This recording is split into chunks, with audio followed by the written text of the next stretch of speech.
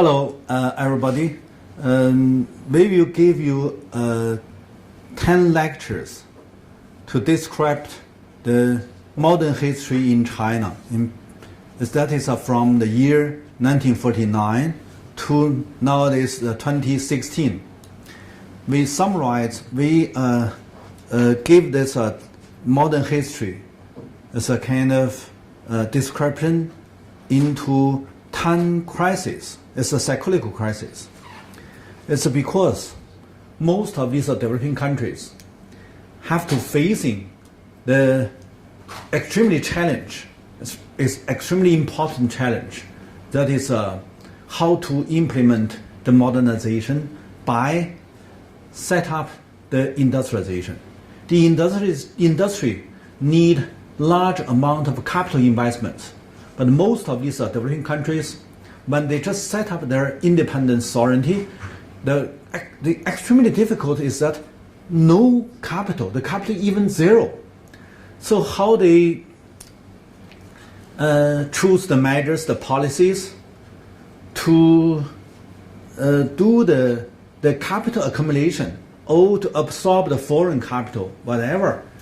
Anyway, they need to have a kind of capital intensive construction for the industrialization. That is very difficult. So let's talk about China, and because that you have known China now is the top 1 industrialized country. This country now produce a lot of industrial products. Not only industrialization, but also that China in the 21st century, the first and 2 decades, has been the top 1.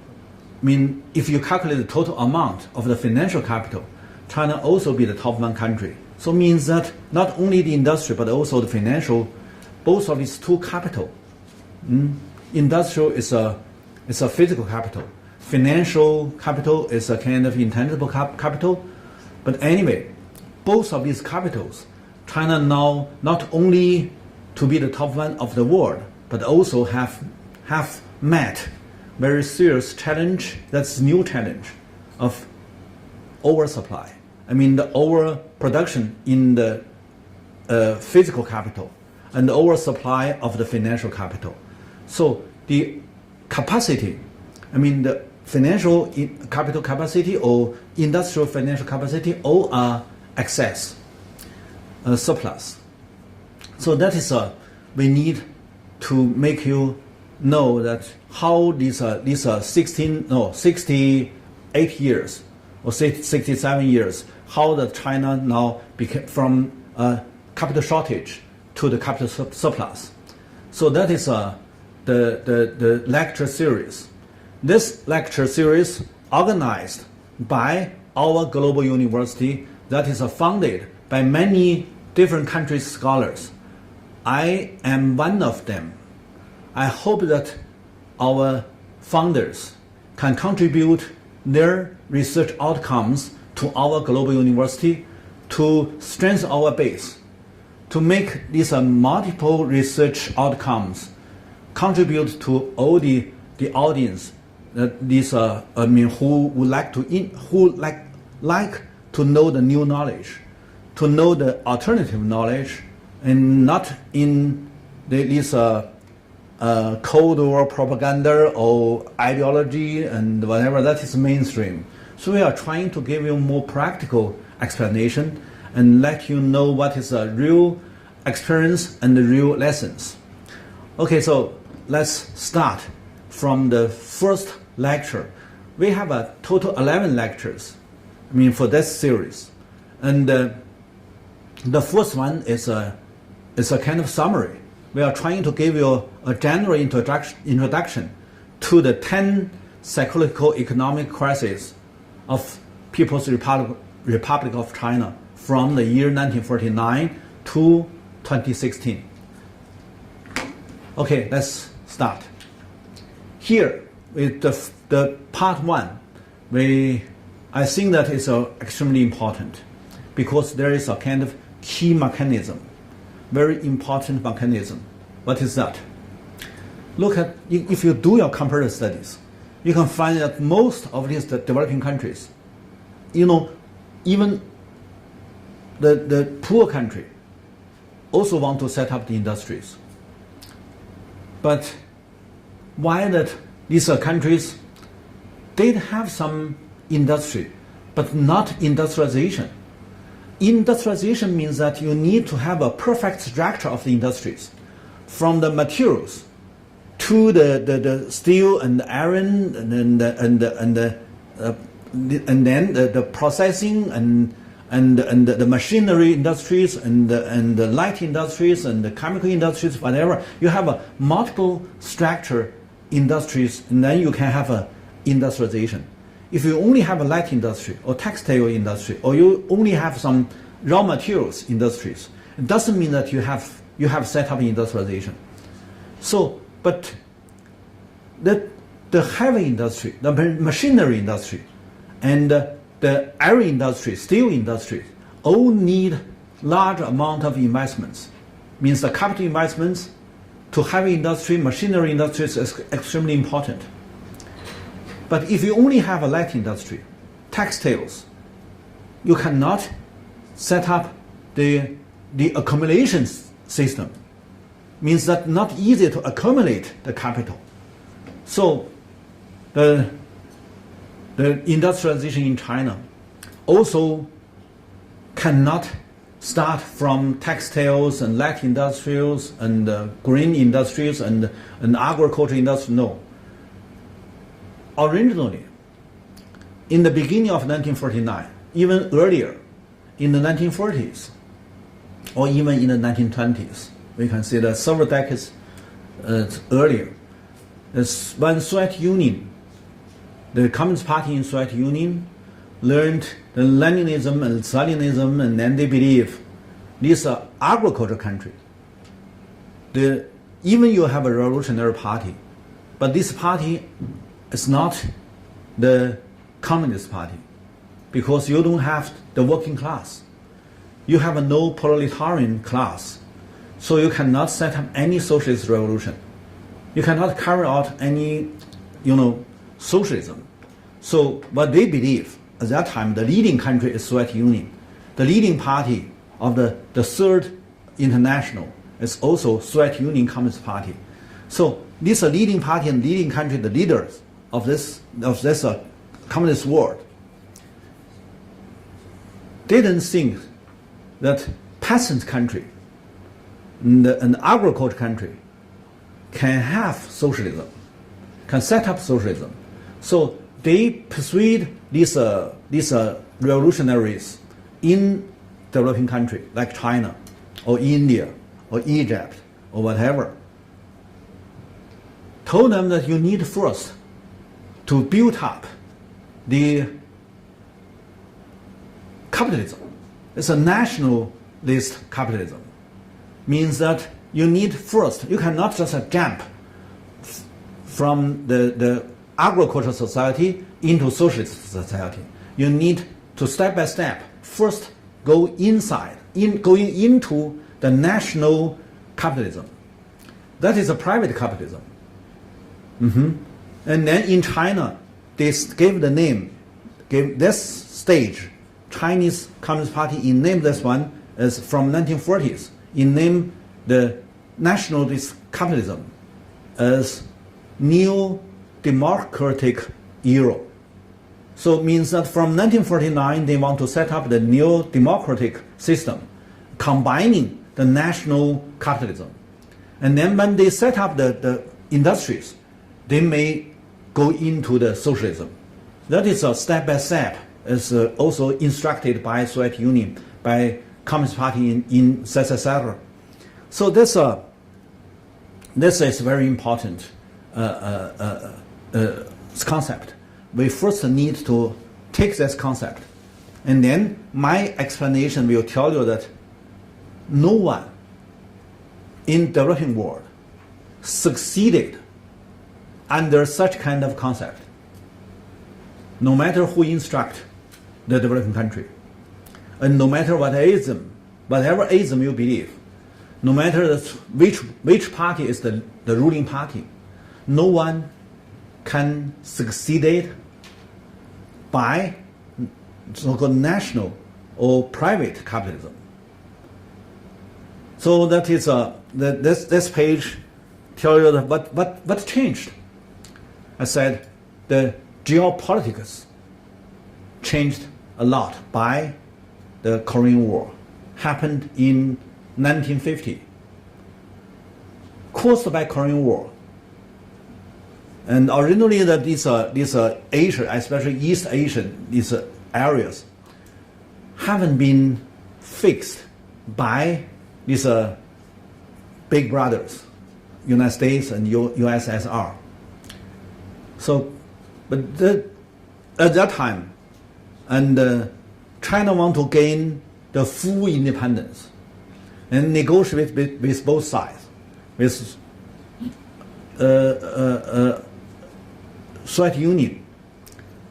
China want them to give back the Northeast China and also the Lushun, that is a Navy base, and Dalian, that is at that time controlled by Soviet Union, and the railway also controlled by Soviet Union, and several places that is a special area and much impact by Soviet Union. It means that even in the 49, when the mainland China has been unified by Communist Party, but Northeast still be a kind of control by Soviet Union. So that negotiate between these two countries. And then also China need to negotiate with Western countries, led by US. Can China set up the formal diplomatic relation with Western countries? That is also need to have a very complicated negotiation with West. So with a socialist ally and also with a so-called liberalism ally, China all need to have a very difficult negotiations. And just at that time, the Korean War taking place. And then China joined the Korean War. And the Korean War happened in June 1950. China participated in October 20th. So that's 4 months later, China joined the Korean War. And then caused by this regional war. It's also because of the structure of the geopolitics has been reformed. And the American invest in Japan. You know that after the Second War, Japan has been whole destroyed. There's no industries. And then American from 1950 rearmed Japan. Invest in Japan is $15.4 billion. And Soviet Union started to invest into China, mainly at the northeast. Total amount is 5.4 trillion, means 1/3 of the total amount in Japan. So Japan re-industried more faster than China because Japan got the foreign investments 3 times than China got. And then both United States and Soviet Union all transfer these machinery industries because that's near to the Korean War, the battlefield, and then can supply these tank and the track and whatever these facilities. So caused by that, not by new democratic system or by private capital system, but by regional war. And American rearmed Japan, Soviet Union rearmed China, means that they all invest into the heavy industries, military industries. And then heavy industry, military industry means that they need more capital investments. So it's made Japan follow this trends. It's heavy industry, machinery industry, military industries, and then Japan is more easier to be a kind of military country. Even now it's controlled by United States. Japan cannot be very formally to regenerate its military power, but indeed all of the base has been set up. And China in northeast China and some part of the China at coastal area also have some heavy industry, the military industries, machinery industries, and then that is also the base for the whole industrialization. But one thing is also important when we talk about such kind of background. The heavy industry need more investments, capital investments. And then the capital investments means that they don't need so many labor. So the more capital invest, the less labor they use. So that is China is a big labor first country. When they first set up the heavy industry, means that followed this industrial first step, they need to continue to give more capital investments, but less labor investments. So it's not applied to China, such kind of very big labor source country, but very little capital. So that means China got to rely on Soviet Union, keep invest their machines, their facilities, and then they can finish, or they can enlarge, or they can at least to make a kind of structural industries. So this means that, caused by the Korean War, by regional conflicts, China got the heavy industry and the military industry, machinery industries as a base. But this base, not easy to maintain. You need even double cost. That is why since 1960, since the Soviet Union retreat from China industrialization, that is later 1950, immediately, just 1 or 2 years later, China falling into the trap with a very big disaster.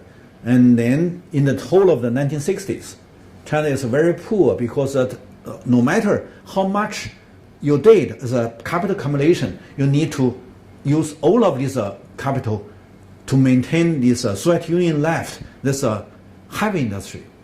So it means that you need to pay double cost. The first cost, you need to pay all these debts, because when Soviet Union invests to China, all of these investments turn to the debts, and then you should pay back. That is from the 1960. And then you also need to have a capital to maintain the heavy industry. Means that you have a double cost. That is why 1960s, most of these Western countries were just look down at China, because that time you need to concentrate all of your labor force to replace capital investments. It means that you use large number of labor to invest, because at that time you have no capital. So in the 60s and 70s, China used a large number of labor as a kind of factor to invest into the infrastructure constructions, including of this railway, this pavement road, and these factories, and these buildings, and the reservoirs, and irrigation systems, whatever. Most of these constructions mainly by invest labor. But labor need to concentrate, need to collect, in not single labor, not one household, even not hundreds, thousands. You need millions. So how you can make these labors concentrate by the state?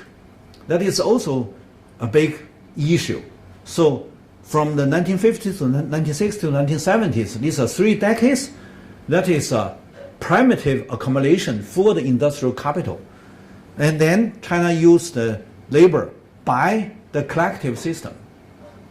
Collective system means that almost all the surplus labor, all organized by the people's commune system, and then invest into the infrastructure construction. And then this infrastructure construction also is a kind of domestic demand the heavy industries. So if you have no such kind of infrastructure construction, the tractor, the trucks and the automobiles and whatever, they will have nowhere needs these are products. So the infrastructure construction need a lot of trucks, need a lot of automobile, need a lot of even the tractors, whatever. But these are all heavy industrial products. So then maintain the heavy industrial products, and then you improve your infrastructure construction, and then to make this irrigated land, arable land, irrigated from originally in 1950, that is less than 27%, and then increase to almost 50%. So by the infrastructure, China improved the basic situation in agriculture. But another side, they take too much surplus from agriculture. And then the agriculture not means agriculture with a low efficiency, means that the country, the state, take too much surplus from the agriculture.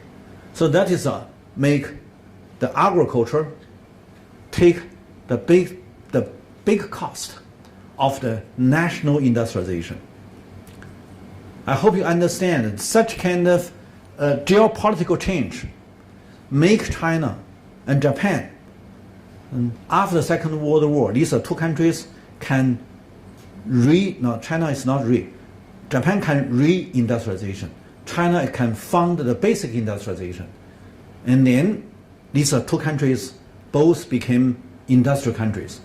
China now may be the first industrial country, and US may be the second, and Germany may be the third, and Japan may be the first. But anyway, Japan is now still be a very important industrial country. So when we have our historical perspective to do the analysis, you may know first to understand what is the background. The background is after Second World War. Both of these US and the Soviet Union want to control this world. And then there's a regional war. And then the regional war make these two countries, China and Japan, near this regional war, got the chance to set up the basic industry. That is heavy industry, military industry, machinery industries. And then based on that, you can have a perfect industry. And then you can see that you have then industrialization. So that is why most of other developing countries, if they have no such kind of heavy industry investments, if just based on the textiles or light industries or commercial goods productions, they will be very slow or very little surplus can be put into the capital accumulation. So that they're short of the capital accumulation, short of the capital investments, no one can set up industries. So that is a basic knowledge we should first to take. Okay, so when we talk about this one, we also need to give you more description. After Second World War, because this war divided two allies, and then United States invest as a kind of swallow, two wings, invest in Japan, that is in Asia, and then also invest in West Europe to join the competition with the Soviet Union-led East European countries. So and the Soviet Union invest into China and also invest into East European countries, means a socialist ally. So also Soviet Union also like a kind of big bird, big swallow, and have two wings for investments. So we said after Second World War, caused by the geopolitics change, and both US and the Soviet Union all have such kind of 验证, how to say, it's a swallow or two wings strategy to transfer out their capitals to invest into these countries, and then to make the world parted as a two competition. One is China-Japan competition, another in East Asia area, and then it's a European, that is a East and West European. They join the competition. That is also the Cold War competition. So we cannot just put Cold War and the post-Cold War aside and only talk about economic regulation. That is maybe mainstream would like to just forget everything and only talk about economic regulation.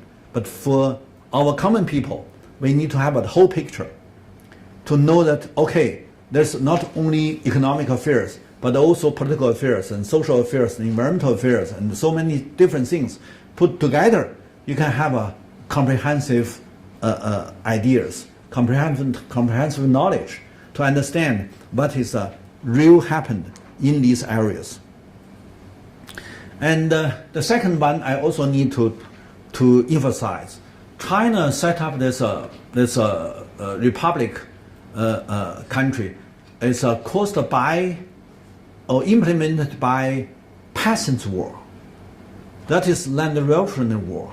Land revolution not only carried out by Communist Party, but also carried out by KMT.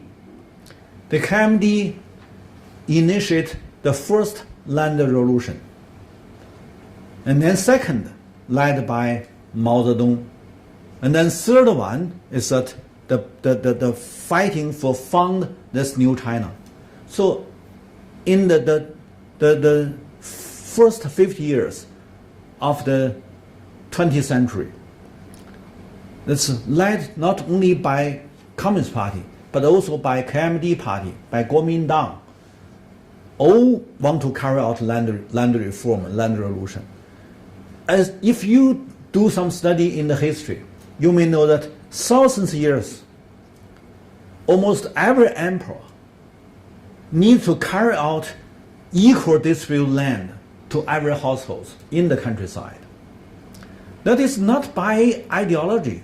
This ideology, these isms from Eurocentric philosophy system. But they never know that in the Oriental country, especially in China, China is a thousands years agricultural history.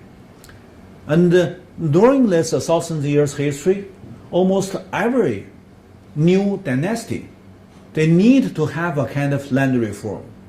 And then this land reform, if they can succeed to redistribute the land to every household in the countryside, and then this dynasty can keep going for 200 years.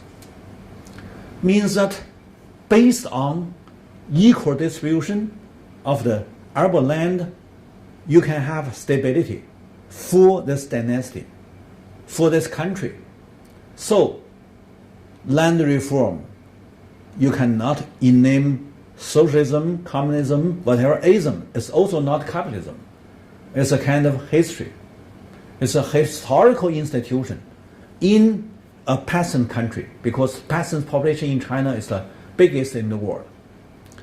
If you do some historical studies to compare, you may find that ancient India, or ancient Mayan, ancient Maya, ancient Aztec, or Inca, or some other ancient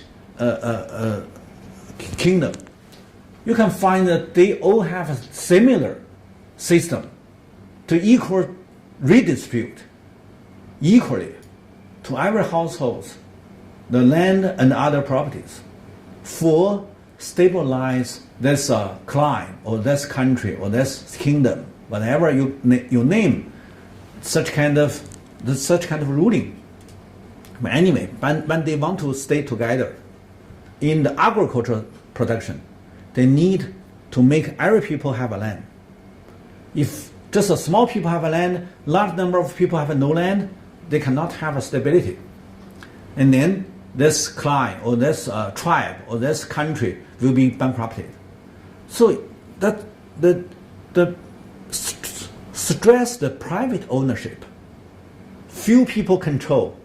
That is come from Greece, from Rome, because these are Greece and Rome originally a slavery system. Less than 10% of the people, they are slavery owners. They enjoy whatever this concept. It's a Eurocentric concept.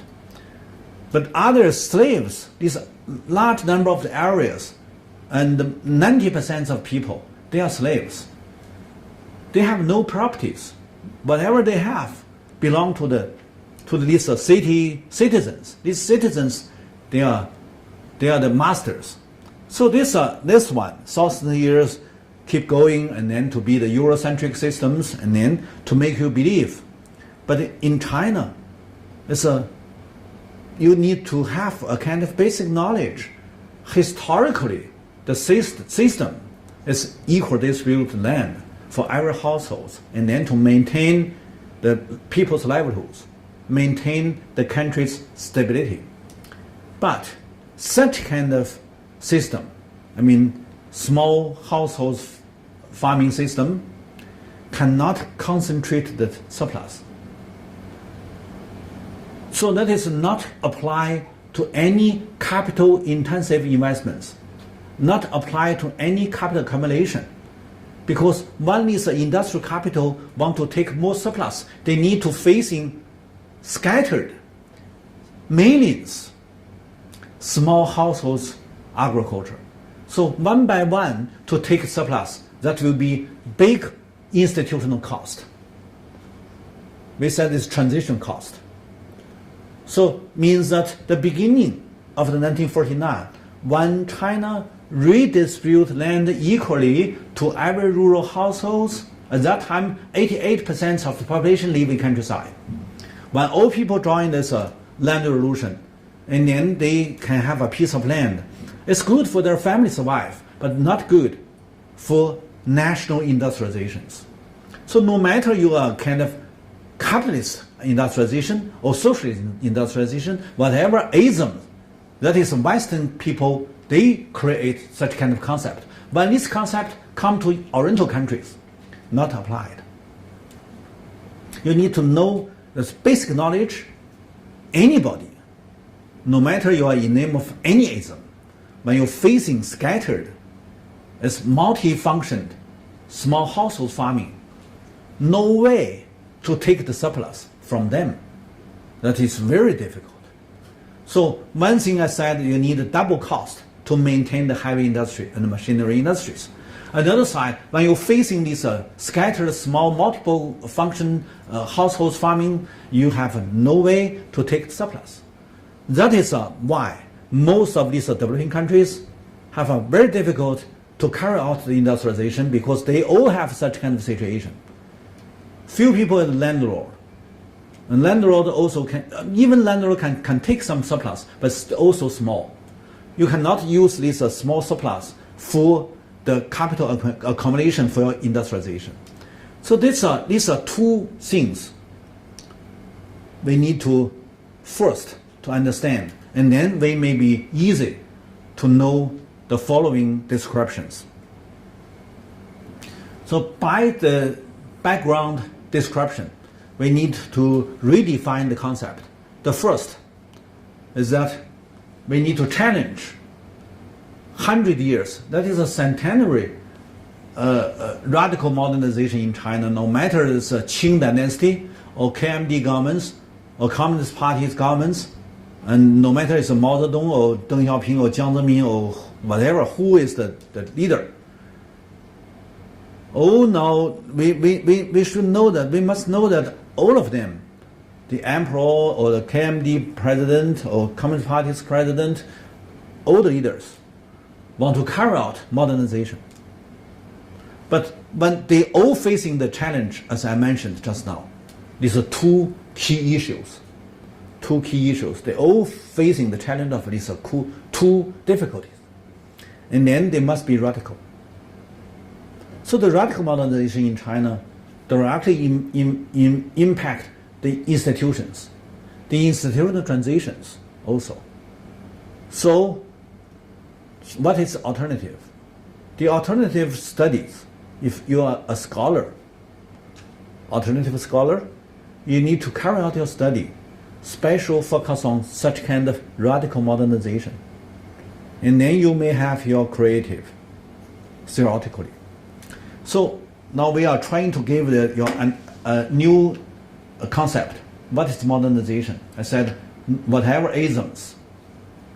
It means that it's a historical era of capital and its risk, both created in the cities, and then must cause psychological crisis. Means that you concentrate all the capital in the cities, and then meanwhile, the risk combining the capital concentrate means that the risk also concentrated, also increased. So you increase the capital, you also increase the risk. And then the capital, you take the return. And then you don't pay the cost. And then this cost is a risk. And then risk grow up and then finally turn into the crisis. So that is why we have a psychological crisis. This is the first concept we need to have. And then second, what is the capital? Whatever ownership, no matter it's a private ownership, it belongs to the capitalism, or public ownership belongs to the socialism, that is a ideological debate. If you put ideological debates aside and then just think what is the core essential of this capital, you may know that the capital is the object of few interest group in engendering human alienation, which make money the regnant power for capitalizing human resources. Means that is a capital is a kind of alienation. Alienation means that they independent from human resources and from natural resources, and then turn back to take all of the surplus from human resources and natural resources and capitalize the human resources and the natural resources. That is a so-called capital. So no matter it's belong to the state or belong to the private, the same. Even belong to state also need to capitalization, to capitalize these resources and then to take the return. So that is in any country, that is the same phenomenon. And then let's look at the governments. Governments also a kind of alienation. There's a few politicians as a group, they enforce human and under their control. So that is a kind of alienation. And then they mix in institutional regime, become regnant power without justice or fairness. So no matter whatever nations, whatever regime, the governments need to rule the public. That is very clear. So means that any country, if you are just a common people, you're just a kind of citizen, you don't need to think of this governments as that stand on your side. The governments still be a kind of object. It's a alienation out of your human resources, your human societies. So we should know that no matter whatever you do as an institutional transition, you cannot make any governments to be a fairness, to be the justice.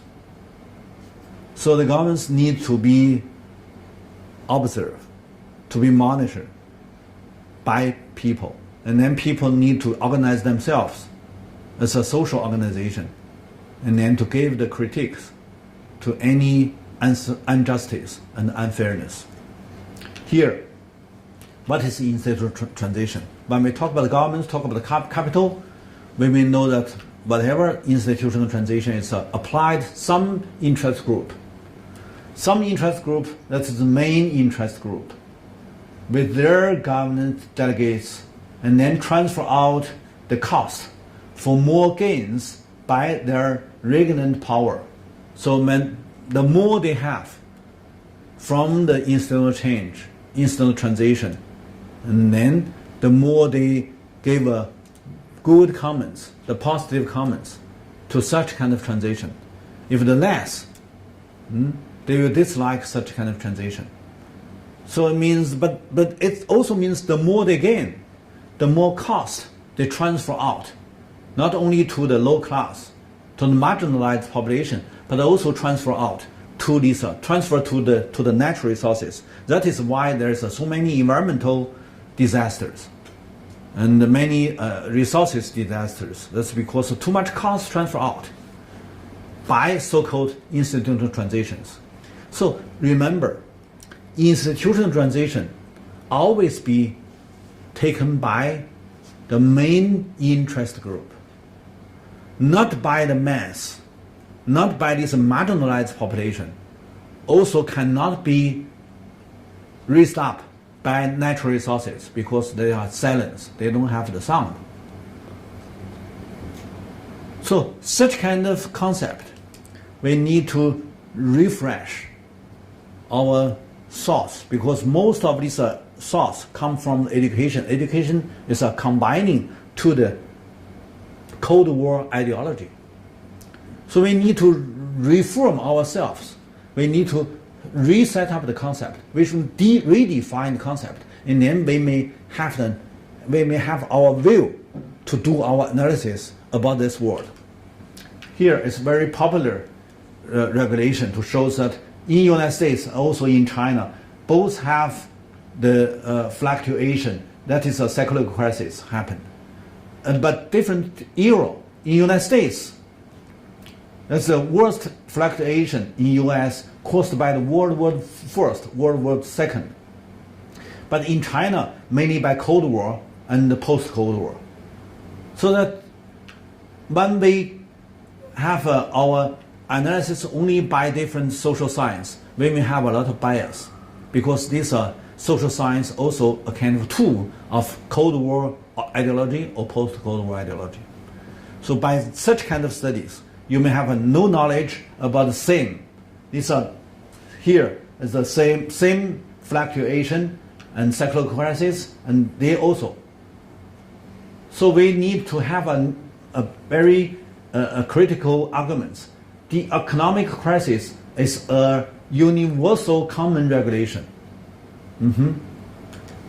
So let's turn to the analysis of this time crisis. I take this first crisis in 1949 as a very independent analysis, not put the inside of with others, because this one is very special. As you can look at this description. A new starting point or the old pattern going on. That is a question to the first crisis. So this first crisis of new democratic capitalism in 1949 to 1950 means that at that time, under the instruction of Soviet Union, Chinese Communist Party believe we need first build up the capitalism. Who is the main body of the capitalism? Certainly private sector. So at that time they encouraged the private capitalists to develop themselves, but all failed. There are several reasons of the private capitalist failed. First is a worsening and worsening inflation. But inflation not by new country. The inflation is caused by the reform carried out by KMT governments.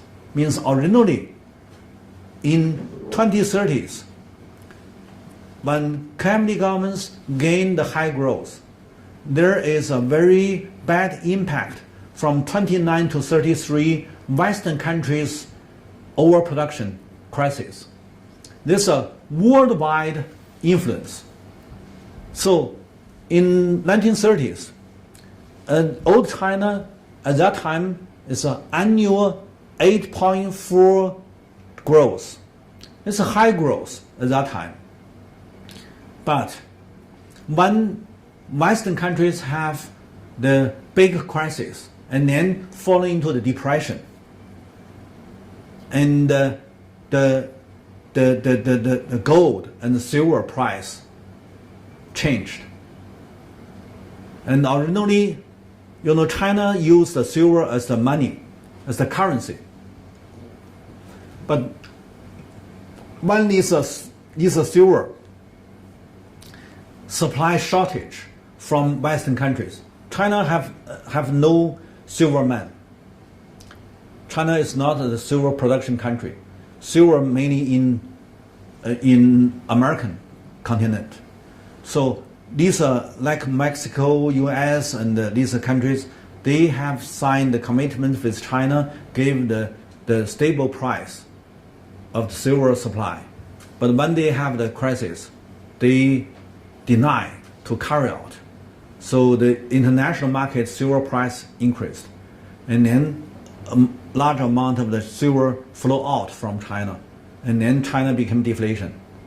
So that is very bad impact. The high growth Chinese economy at that time is old China, led by KMT governments, set up their industrialization. So they have high growth, and then the high growth stopped, and then they fall into the trap of the financial crisis, and then they got to use the new paper money. That is sovereignty credit, means that not based on how much silver you have, and based on your big sovereignty, independent. So that is a so-called 法币. 法币, its word-to-word translation mean it's a law currency or legal currency. But what is legal means that you have your independent sovereignty, and then you issue the paper money. This paper money, the credit, empowered by your government. So these are money. Originally, it's a small money. It's just a 20 they used. And then just caused by Japanese attack China from the year 37. And then the war need more hard currency to pay for the weapon. So at that time, China import weapon from Germany, from United States, and the United States also export weapon to Japan. So they all need hard currency. If you have no hard currency, you need to pay by gold and silver. So that is means the money, the paper currency devalued. So and then they issued million. This 1 bill is 1 million. This large one is 5 million. Means that big inflation happened caused by the Japanese attack China. That is a war. And then until here, you can see that it's 6 billion. 6 billion, 1 bill. And then here they wrote can convert to 10,000 golden dollar bill. Means that 10 years later, from 1937, started high inflation. And then until 48, before KMT government's collapse, they are trying to have a kind of financial reform again. They borrowed American dollar because American in the late 1944, American guarantee the American bill, the dollar, can maintain the same convert rate with the gold. So at that time, dollar is a kind of gold bill. And then the Chinese KMT governments borrowed American dollar as the base to issue the same, as the exchange rate is fixed, and then convertible rate is fixed, and then they issue the same amount of the paper currency. But this paper currency cannot maintain the value, and then large decreased, and then high inflation. So from the 48 to 49, the financial system collapsed, and then they have no fiscal system, and then nobody can give the money to the military force. And then at that time, 80% or more than 80% of the government's expense invest into the military, into the war. So when the financial system collapsed, certainly military, modernized military need every day, every second to have investments. So caused by the financial system collapse, military system also followed collapse. So they cannot fight, so they just escaped to Taiwan Island. Means the high inflation made by 2 times financial reform, and also made by Japanese attack China by Second World War. So as a developing country, KMT governments did the efforts, but failed. If you just apply to these ideological studies, you may think that, okay, one is bad, one is good. But for our analysis, my team, we never gave the comments of bad or good. We just say that what happened. We just say that this one, in 1920 to 1940s, did their efforts, but failed. And failed not only by the war, but also by their reform. This reform, joined by United States, means that they do invite these American scholars and American government officials to come to China to help them to make design, how to implement the financial reform. But in that time, from 20s to 40s, these are 3 decades, all reform failed. No one succeeded. So that is why they left a very severe inflation to 1949 New China founded. And under the very bad inflation, no any investors can win the fighting, can win the competition in business. That is why most of these capitalists run into the speculation market and then to do the speculations. No one wants to be settled and then to do the physical production. So that when Chinese Communist Party take the power, set up the new China, they want to encourage these capitalists, build up the capitalist industries. But at that time, no one can be settled for physical production. Few people do that. A few. If I say few, maybe not good, not applied that time. But a few means just a little people do the industrialization, do the business. Others, they take money, do the speculation. It's a high risk. Means that even you give them the policy, even the policy is a pro-capital, pro-private capital, pro-capitalism, you also cannot carry out your program. So in the 1949, so no matter you are in name of what ism, at that time in name of socialism, and led by Communist Party, but they did capitalist industrialization, failed. That is I said the private, and then not only the material scarcity, lack of hard currency, and the money oversupply. Look, the CPI and the inflation goes very much high. The highest rate was up to 85.4 times, from 48 to 49. So general price, this CPI, in 13 big cities rose by 7,384%. So means that is exactly crisis. High inflation crisis happened in the 48, 49. And also caused by that, the new governments must include these old government's employees and doctors and teachers. And anyway, all of these doctors and teachers and government employees and all need salary.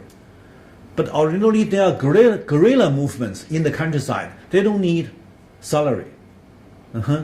Just give some food, and then they can keep going. But when they entered and they occupy these big cities, the city need the management. The management is governments, and the governments need expense, need budget. So the budget, look at the budget. The revenue was about 1/3 of expenditures is deficit. No. Revenue just one third of the expenditure means that more than two thirds are deficit. Just one third can be taken by revenue. So means that at that time the physical system also very big disaster, also the crisis. So financial, that is a high inflation, and the physical system same. So means that the Communist Party set up the governments, but they're facing the challenge as the old governments. So they go along as capitalism? That is the question. Going where? Going to the socialism? No way, because you don't have the working class. At that time, the workers, even small peddler, or even the blacksmiths or carpenter, they all can calculate into the workers class. The whole of them is less than 5%. So you cannot set up any socialist revolution because you have no working class. So socialism, in the beginning of this new China founded, is not applied. No precondition. And go back to the capitalism, like KMT governments, yes, it's the way, but failed, because that these capitalists cannot do business, especially cannot invest into the physical production. So, how can solve the problem? By whom? I said, by peasants. You cannot imagine. It's a big crisis, high inflation. How the inflation can be solved by the peasants? Look, here. The land revolution make all of this, the peasants' population 88%. And means that it's almost 90% of population mobilized to join the land reform, because they all need land. Some rich peasants lose land. Some poor peasants take land. So, but anyway, no matter you lose or you take, you all need to join, because you need, if you have to lose, you want let to lose. If you want to take, you want more take. Yes? So they all mobilized to join the land reform. So it means that almost whole people, including the women. So I said there is a very big success in China, more than other countries, is that the female fully liberalism. So in China, from that time, from 1949, 1950, by land revolution, from that time, no women, when they married, changed their family name. But in Hong Kong or in other countries, even in these advanced countries, they all need to change their name, to give name by their husband. Even they divorced, they still have the husband name. It's fair or not fair? You can do your judgment. But in China, from that time, the whole women liberalized, independent. They have their own name, never change. And even in that time, they want the children give name by wife, not by husband. So we have so many young people in name of the wife, not in name of husband family. So that is big change. And then when they did have their small properties, you know that they have a very big efforts, want to create the money and then to buy new land. Because in that time, even in the second land revolution, in Jinggangshan mountain area, Mao very clear to announce, free buy and sell your land. That is in Jinggangshan mountain, when they have such kind of Hunan and Jiangxi, this land revolution, is that when we distribute land, and no change. You have a new family members, okay, we don't redistribute. If you aging people gone, we also not take land back. So you free buy and sell. It's a free market. So it's, at that time when Mao led the second land revolution, they believe the market, free market, is a good system. And then when they have a 1950 finish this land reform, they also believe that, okay, free market. And because in the cities, they also believe free market. You can buy and sell, you can do your business, and then you can invest into the industries and the physical productions. Whatever you can do, that is capitalism. They believe capitalism. But this one, if the peasants want to take more money to buy land, means that, okay, this new governments issue these paper currencies, large amount taken by peasants, more than 70% taken by the peasants when they just take the land. They want to buy new land. So they think, okay, I sell more. So that is the first year of 1950s. The government's easier to take more agricultural surplus because the peasants all want to sell the agricultural products and then to have money back for the accumulation. And then maybe several years later they can buy land.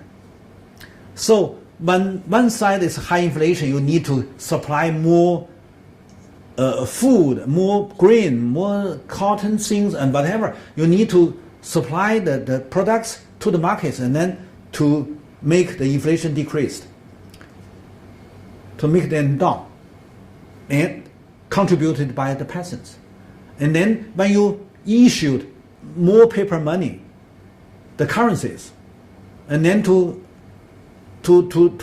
strong this inflation, no one can solve the problem. But peasants need these currencies, so they take the currencies to the countryside. It's good for the governments because governments can issue more paper currencies, and they pay taken by the peasants. So the inflation decreased, not by so-called macro measures, but by peasants. So means the land revolution revenue is much bigger than the old capitalist crisis, and also bigger than the new capitalist crisis. So democratic system, you said, is neo-democratic system based on the infrastructure economically, that's capitalism. Okay, it's all created inflation, speculations, high risks, but finally stabilized by land erosion. So that is why we need to give you more description about this, how China founded in 1949 and then facing the challenge of high inflation and a very bad situation, and how it solved the problem.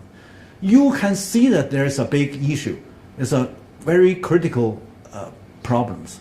But you will not understand by traditional production. That is a peasant society.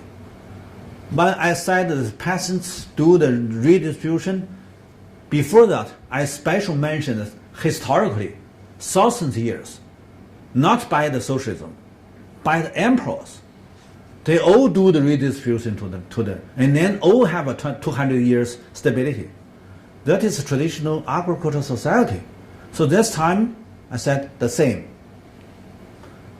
By whatever isms, that is a Eurocentric system. If you just go back to Oriental society, to Oriental culture, you also can have your analysis. You also can have your explanations to understand that it's a traditional system, traditional culture saved this big crisis. And this big crisis created by modernization, by you want to go into the capitalism. And then even you set up new governments, you still want to keep this capitalism, free market system, and then you all failed. But whatever your mistakes, solved by traditional agricultural society. When you make the peasants go back to traditional, small, scattered, multifunctional farming system. So my conclusion is very clear. The tradition of agricultural society save the modern society's problem, save the crisis, solve the problems, save the crisis, to make the crisis stable. That is why I need to take this one independently to give you analysis. So I hope the audience remember or take my explanation to think about. You don't need to be so radical. You need to maintain your basic culture in your traditions, not break them out, not throw them out. Look, when China finished this, the first crisis, and China entered the industrialization since the 1950s. I said the 1950s because of the Korean War, Soviet Union invested in China for heavy industry and the machinery industries, mainly for military construction. Okay, and how they solved the capital shortage? By concentrated labor. Here is the old China's accumulation for the capital for the industrialization. It's a landlord, it's the servant, and for the calculations help to the landlord, and then these kulak and the middle farm and the poor farm, and they all contribute to the surplus because the landlord takes surplus free. You sign the commitment, how much percent you need to give to the landlord, and then you plant your land, you do agriculture, and then the end of the year, you need to transfer all the surplus to the landlord, free. So landlord don't pay. They also don't pay your transportation. You need to give the landlord by yourself. So landlord is a free, not only the real cost, but also institutional cost. And then landlord can concentrate the surplus. So landlord to be the supplier, scaling supplier. And then the landlord set up their workshops in the town or in the cities. And landlord turn their position as a kind of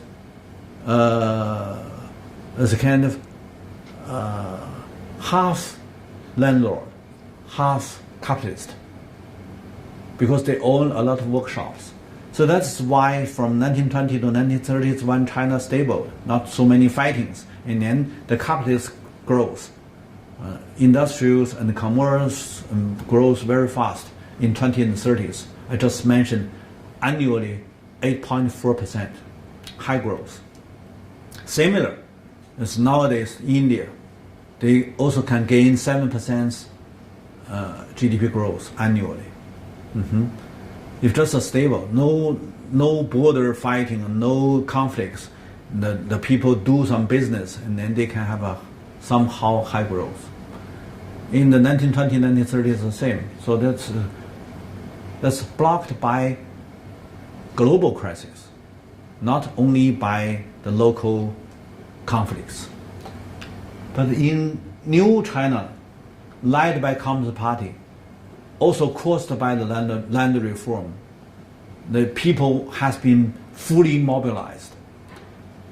And then they can join the cooperatives and join the collectives and then join the people's commune. So easier to organize this labor, also free. Remember, the landlord can free have the agricultural surplus, but New China can free have the labor. It's easy to understand because I'm personally practiced. In the year 1968, I was educated youth from Beijing sent to the Shanxi mountain area to be a rural labor in agriculture. At that time, I was entitled as educated youth. And I was 17 years old, sent to countryside. My youngest brother, at that time only 15 years old, sent to countryside. We all the labor, we concentrated by the brigade, by people's coming, and then to invest into the irrigation system, or to build up the dam, or to build up the system, whatever. So it means it's free, and because it's you just gave the food. And we will be very glad to work in the construction field because you give me, at least, give me food. So that governments just take the surplus from agriculture and then concentrate the surplus and then distribute the food to every construction field, and then labor would like to join these constructions. And because more easier to mobilize labor because labor has been fully organized by people's commune. That is, I said, when you have no capital, you only can use labor, but labor need organization. So if you have no such kind of organization, renewal, you only make these peasants' households scattered, you'll be very difficult to build up any infrastructure construction program. So that is why I also need to mention how China recovered from this crisis. When the foreign capital retreat, any developing country, remember, we have done a lot of studies. Any developing country, if the foreign capital retreat, immediately fall into the trap. That is a crisis. No matter whatever isms you believe, no matter whoever can be the leader, you cannot solve the problem because no capital means no industries. No capital means no industries.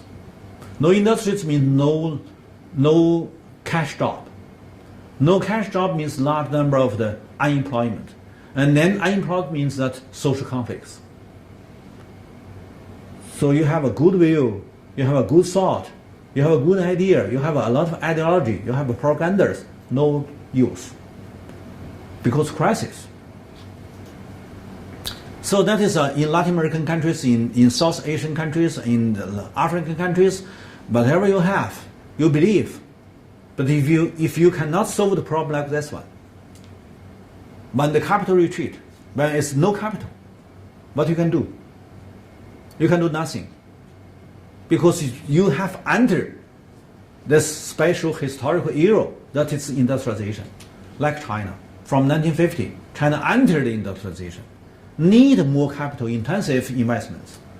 But when your investors gone, they don't want to invest because you don't want to follow him. And then what happened? You facing the challenge, not them. You fall in the trap, not them. So that is the big trouble. So China solved the trouble by collect most of this labor force to replace the zero capital because capital retreat. And then China maintained the industrialization. That is almost 3 decades. So these 3 decades, almost all Chinese were heroes because they contribute a lot and then they take back almost nothing. By these 3 decades contribution, even free contribution, by all of these labors, China built up a big industry capital. Industrial capital now need to belong to whole people, not belong to small group. That is fairness, because they paid. Now there's some small group as an interest group want to take. It's not justice.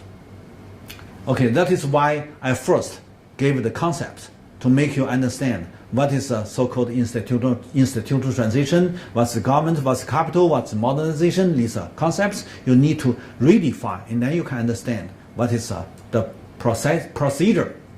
Okay, here when we talk about this from 1950s, China started the industrialization, and 4 times by foreign aid.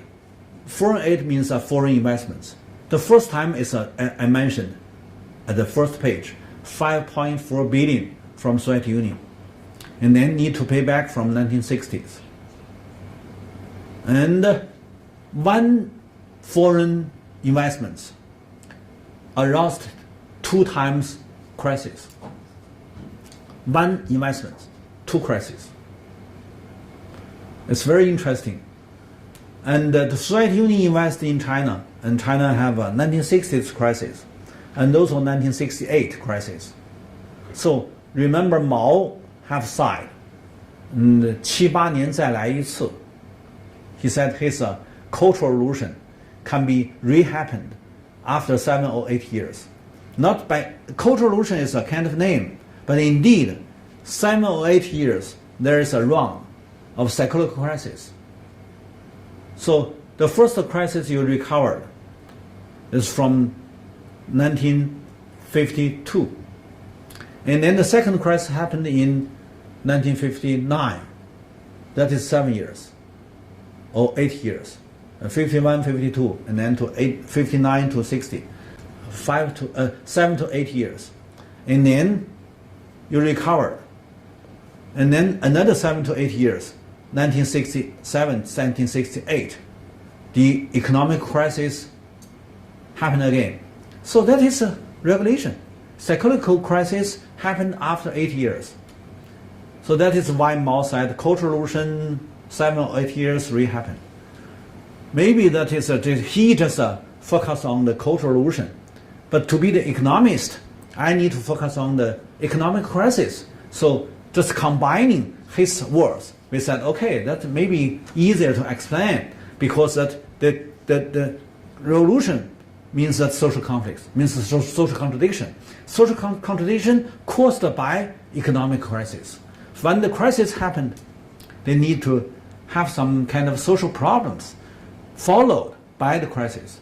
So you can see that from 1967, the government's investments just decreased. And then large number of the labor have no job. Same, when the 59 government have no ability to invest. And then 1960, large number of the labor unemployed. So then in Mao's time, not only by People's Commune concentrate labor to replace zero capital, keep the industrialization going on, not by that, but also when the city have the crisis, large number of people, especially young people, no job. You know, jobless young people in any country will stir up the social conflicts.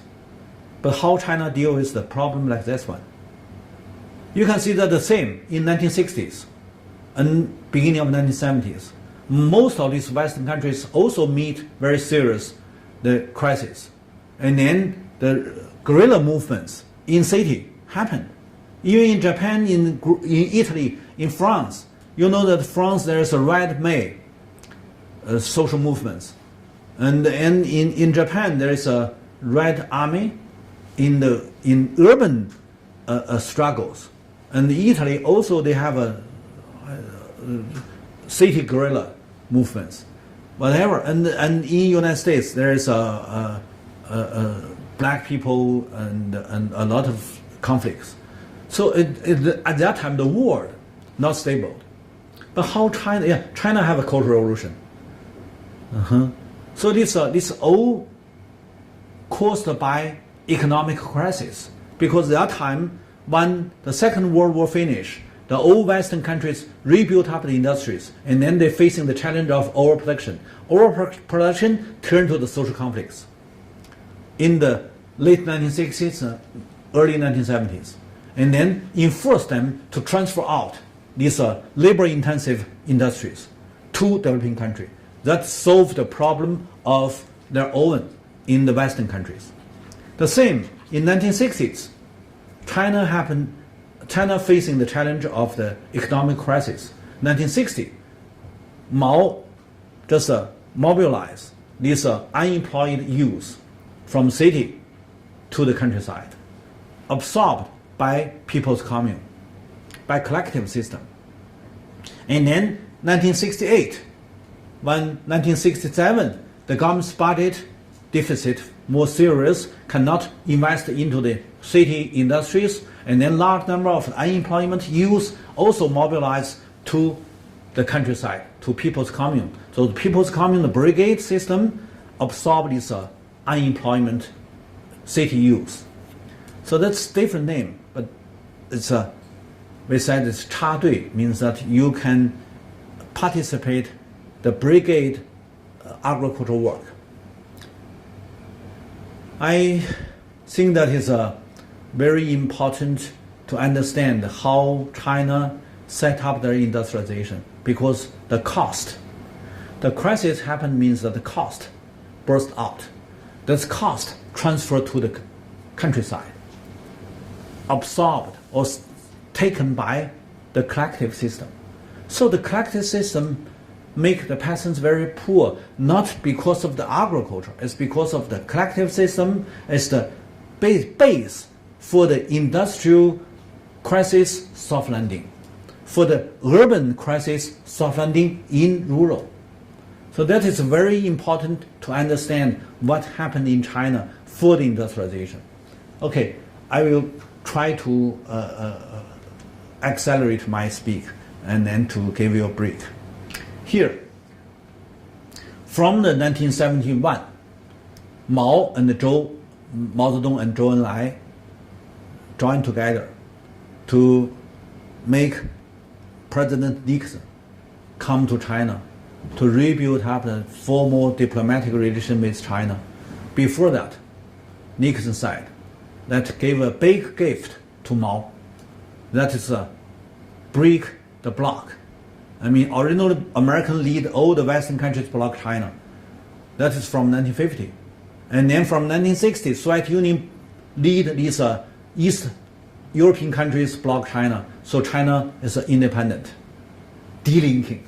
No one can send the capital or facilities to China. So it's fully independent. And but it's just 10 years, okay, until the 1971. So before Nixon come to China, he said, okay, we release control. And then most of these Western countries at that time just want to transfer out their labor-intensive industries at that time because of the overproduction. So that is the first they transfer these industries to small country like Hong Kong or like Chinese Taiwan or South Korea or Singapore. There are so-called 4 small dragons. These all are so-called Confucian culture area. And so they have a lot of similar culture. So, but it's too small. So very easy, just 10 years, the labor price goes high and the resources price goes high, and then these industries cannot stay in these small areas, small countries. So they need to move. That is why from 1980s, Deng said openness. What is openness? You just applied such kind of trends. That is economic regulation. No matter you give the comments good or not, that is just regulation. So, and then also there's another 4 small tigers like Thailand, Philippines, Malaysia, and Indonesia all have such kind of transfer these industries from Western countries, and then solve the problem Western countries overproduction, the crisis, and then also strengthen their industries in these small countries. That is light industries. That is textile industries. That is commercial production industries. So they don't have steel industries, iron industries, machinery industries, heavy industries. They have no such kind of perfect structure. They have no structural industries. So more easier to be attacked by the followed crisis. That is another thing. But let's go back to China. From the beginning of the 70s, China started to have the foreign capital give China the machines, the technicals, the system machines, and then to reform these heavy industries, machinery industries originally invested from Russia. Russia is too much heavy. So China want to be light. So they need light industries, textile industries, chemical industries, whatever. So these things just apply to Western countries want to transfer out these textiles, light industries, chemicals, whatever. They want to transfer out. And then just also China decision made by Mao and Zhou applied Western economic crisis. If they want to reduce the crisis, they need to transfer out their labor-intensive and light industries, that is low-level industries. And China keep these heavy industries many decades. They want light industries. So it's just a mutual benefits. So these Westerns come to China, and China take a lot of Western machines, but immediately turn to that is, I said, the second time foreign capital invest into China. Then immediately turn to the foreign debts. Foreign debts immediately turn to the fiscal deficit. And then fiscal deficit turn to low investment, even no investments for maintain the industries. And then large number of the labor, also unemployment. So this time from 1974, Mao third times encouraged this unemployment city youth go into countryside, solve the industrial crisis in city. So and then soft landing by rural take many thousands, millions unemployment youth from cities.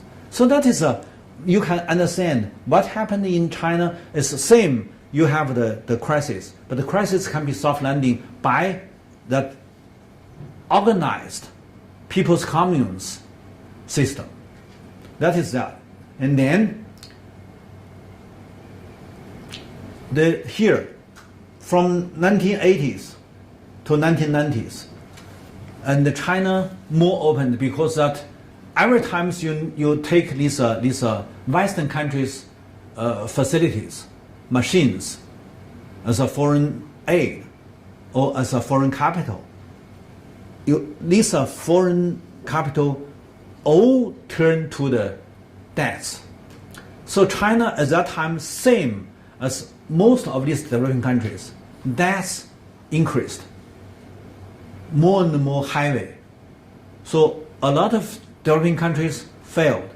It's because they cannot pay back the debts. But at that time, China also have a very interesting phenomenon. This time, rural saved the urban, rescued the urban. By what? Because of the too much cost taken by the people's commune, and then too much surplus taken by the urban industries, and then people's commune system cannot stand. And then later, and then also peasants became poor and poor. You transfer too much youth, it's unemployed youth to the countryside. They all need to share the profit from peasants. And then peasants became poor. And then late 1970s, peasants dismissed the people's commune. And also caused by Deng Xiaoping, and also caused by one objective reason, that is the population increase. So 1950s, you equal this free land to every household in the countryside. That is the land reform. And then in 1980, the same. So Mao did one land reform. Deng Xiaoping did second land reform. Equal this free land to every household in the countryside. Same. Nothing difference. This time in name of land reform. The second time in name of rural reform. But the systematic change, the same. And then, this time, when rural people retaking the land, they all do very hard work. And then they have surplus, more surplus. And also they change their structure. Originally, they mainly plant the grain. Now they plant a lot of vegetable and the fruit, and then more animal husbandry, and so on and so. So there are booming rural economy. And then they have a more cash income. And then they buy a lot of commercial goods. That is to solve the problem of the crisis. So the late 1970s, early 1980s, you have a very severe crisis. And then solved also by peasants. Peasants at that time, 85% of the population. If every people want to buy some commercial goods, certainly that is a local demand. So domestic demand solve your crisis by the 1980s. But the problem is that they want to buy too much. And then the inflation really happened. Originally in 1970s, no inflation. But from the beginning of the 1980s, because peasants, it's a big population, they want to buy too much commercial goods, okay, inflation. A little bit increased annually. And then, big increase in the mid-1980s. So inflation crisis happened again. And also the local people want to buy a lot of commercial goods, so the governments can issue more paper currencies. So the same situation happened when you take the measure to redistribute land to every household, to rural people. So the traditional peasant system, second times, rescue the industrial crisis in urban area. And another phenomenon also very important. You may know that large number of the rural labor released themselves, liberate themselves, and then they started to set up the rural industries. Many workshops built up in the village. The total, finally, 10 years later, you can see that you cannot very exact to calculate, but we said 20 million or 27 millions rural workshops and the small factories, the small business, total amount is 27 million. So all of these 27 million small business or mid-sized factories all absorbed these surplus labors. Means surplus labor in the countryside, not solved by the governments, not solved by the urban industries, but by rural industrialization, by rural people themselves. And they built up their workshop, their factory in countryside. It's very low cost because they occupy land, no pay, free. So the land is if you are in urban, you want to build up the factory, you need first pay 1/3 of the total cost to buy land. But you've built in your own village, no pay, free, if in name of collective ownership.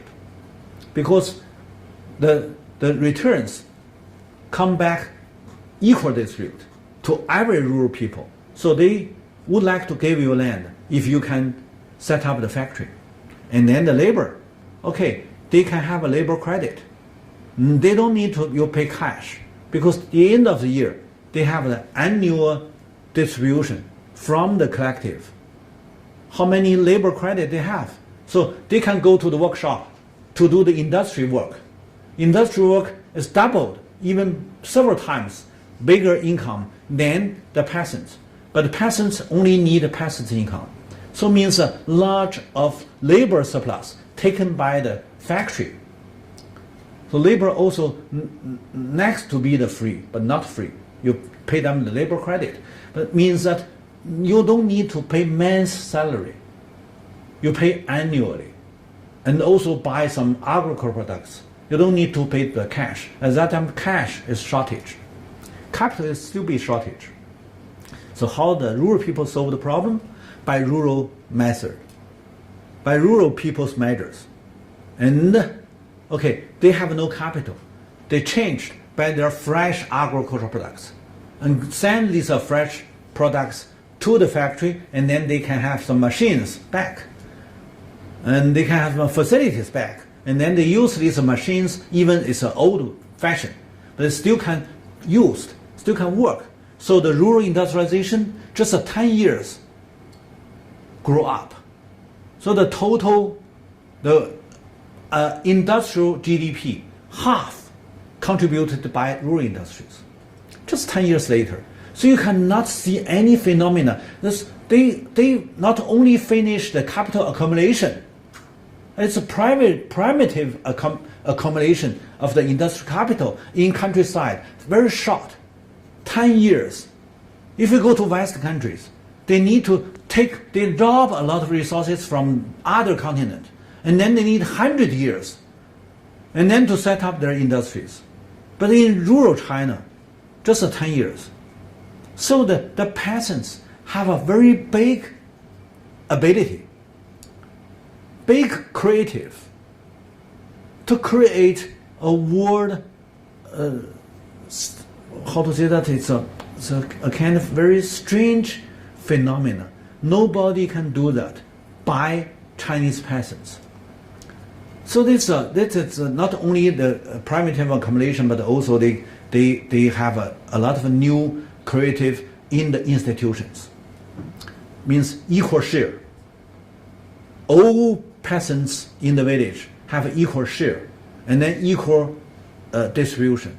That is created by rural people, and that is socialism. You can go back to 2,000 years, come to the Confucian. Confucian 2,000 years ago has told you you need to have an equal distribution. So it's described by Western scholars. They always think that it's the Western thought. But in China, we have said, okay, not from Marx, it's from Confucian. And such kind of phenomena also continued for many thousand years. So when we talk about this, I said, okay, in the 1980s, crisis increased. Also, the new growth also increased. That is mainly created by mass, by people, not by some single politician or by some people too much advice and have a long version and so on. Yeah, maybe, but mainly contribute by mass, by people. So that is in 1980s. But it's also the problem. Nowadays, even in China or overseas, few scholars and politicians, when they talk about China reform, few people talk about 1980s. Few people talk about people's created a lot of big success. They much emphasize 1990s because 1990s, China accessed WTO, accessed globalization. They merged to globalization until the 2001 China accessed WTO. So the 1990s, China accelerated globalization and then created another kinds of the crisis. So when we talk about 1980s, we may know that there is inflation, but the inflation is the reason of the inflation. We need to have a different analysis. We can know the inflation is not exactly bad enough because it's mainly caused by domestic demand, and domestic demand caused by the rural industrialization. Also by rural people, they have more commercial goods they need to consume. So these are things in the 1980s. It's very interesting. We need to do more deepened studies and then to describe what is a good performance, what is the bad lessons. And then 1990s, that is different because from 1990s, mid-1990s to now, that we can see the first times FDI and accelerating globalization with 3 times of crisis. I mean, 3 crises is all are imported deflation or inflation. Then in 1998, the deflation turned into the overproduction, and imported inflation in 2008. That's 10 years later, deflation turned to the inflation, and the overproduction turned to the high growth. But finally, the imported financial crisis turned into the second overproduction in 2015. That is nowadays. And also to make China to have a kind of financialization, to accelerate originally these 5 decades to accelerate the industrialization, and then these 2 decades to accelerate the financialization. And that is why I said the first page, China now became the top 1 country with largest industrial capacity and largest financial capital. Okay, let's have a break.